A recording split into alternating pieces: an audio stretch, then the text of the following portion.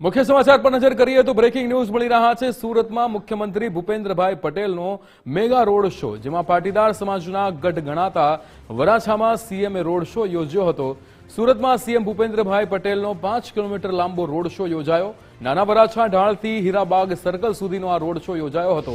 વિશાળ જનસમર્થન યાત્રામાં મોટી સંખ્યામાં લોકો પણ જોડાયા હતા।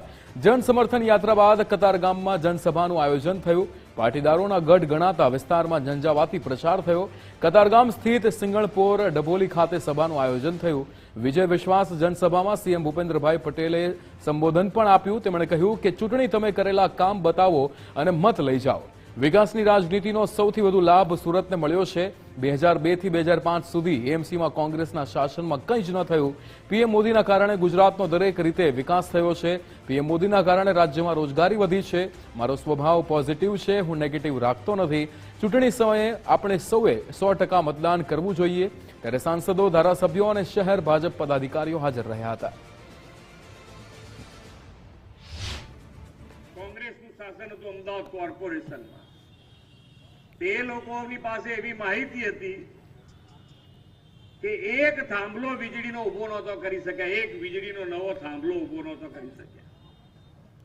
2000 થી 2005 ની વાત કરું છું, લાંબી એ વાત નથી। અને ઇલેક્શન આવે એટલે વાતો બધી કરાય, આપણે જે બોલવું હોય, વાંચેલું હોય, ગમે તે બોલી શકાય। પણ આપણી પાસે